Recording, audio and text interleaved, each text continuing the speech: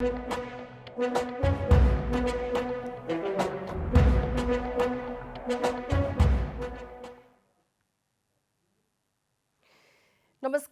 म प्रतिमा चौधरी। साँझ 6 बजेको प्रदेश समाचारमा स्वागत छ। सबैभन्दा पहिले प्रमुख प्रदेश समाचार।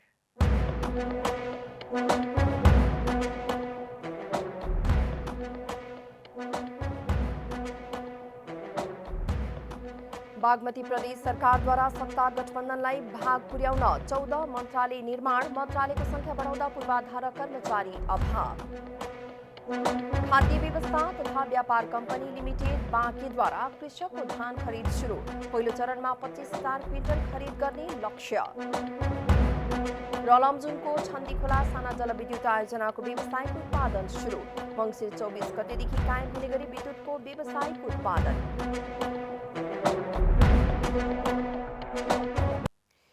अब पुरा समाचार। बागमती प्रदेश सरकारले मन्त्रालयका संख्या बढाउँदा पूर्वाधार कर्मचारी अभाव भएको छ। मुख्यमन्त्री राजेन्द्र पाण्डेले सत्ता गठबन्धनलाई भाग पुर्याउन 8 मन्त्रालयलाई फुटाएर 14 मन्त्रालय बनाउनु भएको हो। मन्त्रालयको संख्या थपिएपछि सरकारलाई पूर्वाधार व्यवस्थापनको चटारो परेको छ। कर्मचारी अभाव भएकाले एकजनाले 2 मन्त्रालय हेर्नुपर्ने अवस्था सृजना भएको छ। यद्यपि सरकारलाई ठूलो आर्थिक भार नपर्ने गरी पुराना सरकारी भवन मर्मत सम्भार गरेर र मौजूदा जनशक्ति प्रयोग गरेर मन्त्रालय सञ्चालनको तयारी गरिएको बताएको छ। 3 दिनभित्र मन्त्रीहरू आउने भएकाले फुटेका चर्केका ठाउँ टाल्ने र रङ्गरोगन गर्ने काम चलिरहेको छ। सोही क्रममा तत्कालीन जिल्ला विकास समितिले प्रयोग गर्न नमिल्ने भनेर भत्काउने तयारी गरेको घरमा समेत 1 मन्त्रालय राख्ने तयारी गरेको छ। सरकारले पौष 4 गते सार्वजनिक बिदा दिने निर्णय गरेको छ। गृह मन्त्रालयले शुक्रबार एक विज्ञप्ति जारी गर्दै उद्धौली र योमरी पुन्ही ज्यापो दिवस धान्ने पूर्णिमा परेको पौष 4 गते सार्वजनिक बिदा दिने निर्णय गरिएको जानकारी दिएको हो। मन्त्रालयद्वारा जारी विज्ञप्तिमा नेपाल सरकार मन्त्री परिषदको पौष 1 गते बसेको बैठकले उद्धौली र धान्ने पूर्णिमा मनाउने समुदायका लागि सार्वजनिक बिदा दिने निर्णय भएको उल्लेख छ। झापामा नक्कली पीसीआर रिपोर्ट बनाएर सर्वसाधारणलाई ठगी गर्ने पेमा तामाङ पक्राउ परेका छन्। झापा मेचीनगर नगरपालिका 6 स्थित पेमा तामाङले सञ्चालन गरेको टुर्स इन ट्राभल्समा भारत जाने सर्वसाधारणलाई नक्कली पीसीआर रिपोर्ट बनाएर बिक्री गर्ने गरेको गुप्त सूचनाका आधारमा इलाका प्रहरी कार्यालय काँकडभिट्टाको प्रहरी टोलीले तामाङलाई पक्राउ गरेको हो। तामाङको टुर्स ट्राभल्समा छापा मार्दा विभिन्न अस्पतालका नाममा निकालिएको नक्कली पीसीआर रिपोर्ट, सरकारी छाप, प्रिन्टर, ल्यापटप, विभिन्न अस्पतालका डाक्टरहरूको दस्तखत फेला पारिएको प्रहरीले जनाएको छ। प्रहरीले अस्पतालमा बुझ्दा सबै डाक्टरको दस्तखत नक्कली भएको पाइएकाले पक्राउ गरिएका तामाङलाई पक्राउ गरी जिल्ला अदालतबाट 7 दिनको म्याद थप गरी प्रहरी हिरासतमा राखिएको प्रहरीले जनाएको छ।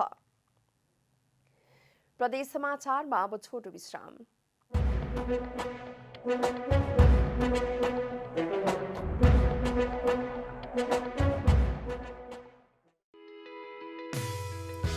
ब्याङ्कहरू त धेरै छन्, तर मेरो रोजाइको पहिलो ब्याङ्क बनेको छ नेपाल ब्याङ्क। हजुरबुवा हाम्रो पुर्खाको ब्याङ्क भन्नुहुन्छ, बुवा मेरो व्यवसायको सारथी भन्नुहुन्छ, भाइ बहिनी हाम्रो लागि सरल र आधुनिक ब्याङ्क भन्छन्। मेरो परिवारको सबैको विश्वासिलो ब्याङ्क भएपछि मेरो त हुने नै भयो।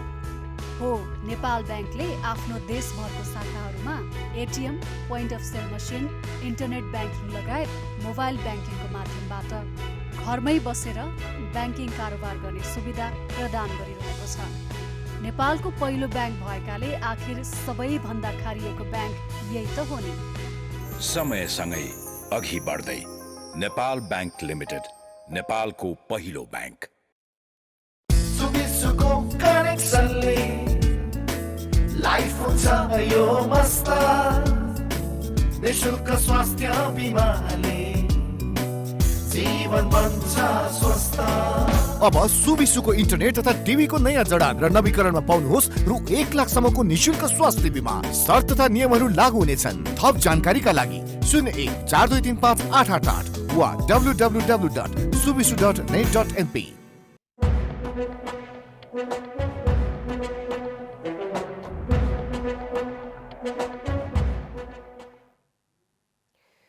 समाचारमा अब थप समाचार।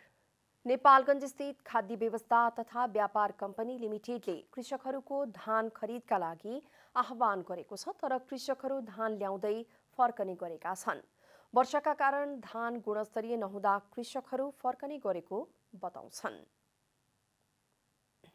धान लिएर आउने कृषकहरूको धान गुणस्तरीय नहुने हुँदा समस्या आएको उनीहरूको दुखेसो छ। राप्ती सोनारीका गाउँपालिकाबाट धान ल्याएर आएका कृषक कृष्ण चौधरीले भने यो वर्ष धान वर्षाले तहस नहस बनाएको र बचेको धान पनि कम्पनीको गुणस्तरमा नपुगेको बताए। बिचौलियाहरू तो दाई वही 2018 से 19 में खरीदत हैं। हमारे लोगों तो बहुत घाटा लागत है दाई। अब खाद तो वही 2400 रुपया बोरा मिलता है DAP, और धान बेचो हुआ 1800 रुपया कुंटल।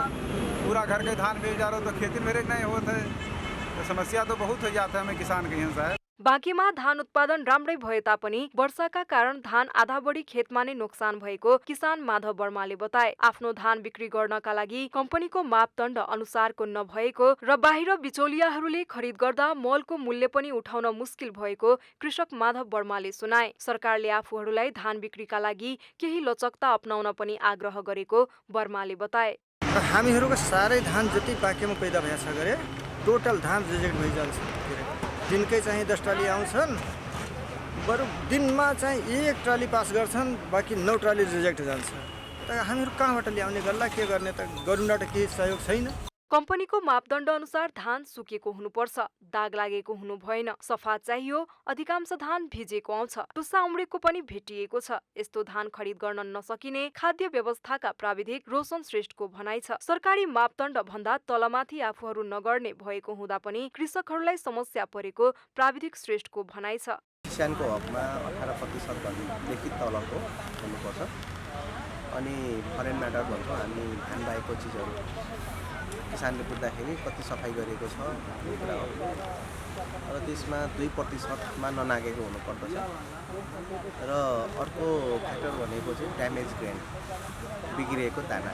गुणस्तरीय भनिएको धानमा पनि सरकारी दर रेट र बजार मूल्यमा कम्तीमा पनि 700 रुपैयाँ अन्तर छ। मध्यम धानको मूल्य प्रति क्विन्टल 2902 रुपैयाँ र मोटो धानको 2752 रुपैयाँ सरकारले निर्धारण गरी खरिद गर्दै आएको छ। निजी क्षेत्रका व्यापारीहरूले भने मोल मनमोजी छ। खाद्यले धान ढिलो खरिद गरेकाले पनि कृषि उपजमा आश्रित निम्न वर्गीय धेरै किसान ठगिएका छन्। घर खर्च जुटाउन उनीहरू कौडीको भाउमै बेच्न बाध्य छन्। गुणस्तर धान किन्यो भने हामीले पनि चामल गुणस्तर निकाल्नुपर्छ, जसले गर्दा कर्णाली हामी दुर्गम क्षेत्रमा हामीले यसैबाट उत्पादित धानलाई प्रशोधन गरेर हामीले गरिब निमुखका जनतालाई हामीले पठाउनु पर्ने अवस्था हुन्छ। त्यसले गर्दा पनि हामीले धानलाई चाहिँ अरू मापदण्डभित्र रहेर किन्छौँ, त्योभन्दा बाहिर गएर किन्न सक्दैनौँ। वर्षाले कृषि बालीमा ठूलो क्षति पुर्याएपछि सरकारले किसानलाई 11 अर्ब रुपैयाँ राहत दिने घोषणा गरेको थियो। तर घोषणा गरेको 2 महिना बित्दा पनि किसानले क्षतिपूर्ति पाउन सकेका छैनन्। सरकारले क्षतिपूर्ति दिन बनाएको झन्झटिलो प्रक्रियाका कारण अहिलेसम्म किसानको घरमा राहत पुग्न सकेको छैन। बाँकेबाट रविन्द्र सिंह ठकुरीको रिपोर्ट। जनकपुरधाम उपमहानगरपालिकाका वडाध्यक्षहरूले मेयरले आफूहरूमाथि आक्रमण गराउन खोजेको आरोप लगाएका छन्। वडास्तरीय योजना सञ्चालनमा ध्यान नदिएको, फोहोर सफा नभइरहेको जस्ता समस्या लिएर मेयरसँग शुक्रबार भेट्न गएका वडाध्यक्षहरूले आफूहरूमाथि आक्रमण गराउन बाहिरका मानिसहरू तयारी अवस्थामा राखिएको बताएका छन्। आफूहरूलाई कुटपिट गर्ने मेयरले योजना बनाएको आरोप लगाउँदै वडाध्यक्ष शाहले आफूहरू शान्त नहुँदा प्रिय घटना हुन सक्ने बताए। यसअघि नगरको सरसफाई नगरेको भन्दै वडाध्यक्षहरूले मेयर शाहको घर अगाडि फोहोर फालेका थिए। त्यसको केही दिनपछि मेयरको कार्यकक्षमा ताला समेत लगाएर धरनामा बसेका थिए।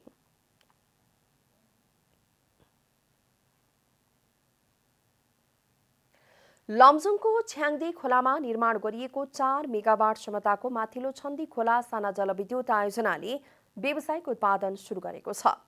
गत मङ्सिर पहिलो साताबाट राष्ट्रिय प्रसारण लाइनमा जडान भएको आयोजनाले परीक्षण उत्पादन पूरा गरेपछि व्यावसायिक उत्पादन थालेको हो। दोर्दी गाउँपालिका 7 र 8 बीचको छ्याङ्दी खोलामा निर्माण गरिएको उक्त आयोजनाले परीक्षण उत्पादनको विद्युत नेपाल विद्युत प्राधिकरणलाई निःशुल्क उपलब्ध गराएको थियो। निर्माण कम्पनीको बैठकले मङ्सिर 24 गतेदेखि कायम हुने गरी विद्युतको व्यावसायिक उत्पादन RCOD तोकिएको हो। उहाँका अनुसार गत साउनमै निर्माण सकिएको आयोजनाले असोज 1 गतेबाट राष्ट्रिय प्रसारण लाइनमा जडान गर्ने तयारी गरे पनि प्रसारण लाइनको समस्याले ढिलाइ भएको थियो। आयोजनाको लागत 79 करोड 33,46,365 रुपैयाँ लागत अनुमान गरिएकोमा हालसम्म 80 करोड 35 लाख खर्च भएको आयोजनाले जनाएको छ। अन्त्यमा प्रमुख प्रदेश समाचार।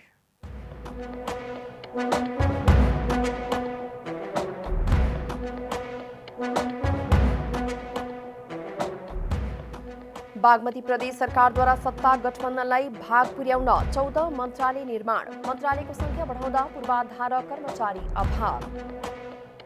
खाद्य व्यवस्था तथा व्यापार कम्पनी लिमिटेड बाँकीद्वारा कृषकको धान खरिद सुरु, पहिलो चरणमा 25,000 क्विन्टल खरिद गर्ने लक्ष्य। र लमजुङको छन्दी खोला साना जलविद्युत आयोजनाको व्यावसायिक उत्पादन सुरु, मङ्सिर 24 गतेदेखि कायम हुने गरी विद्युतको व्यावसायिक उत्पादन।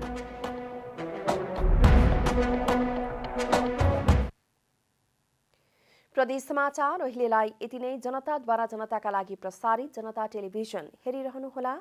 नमस्कार।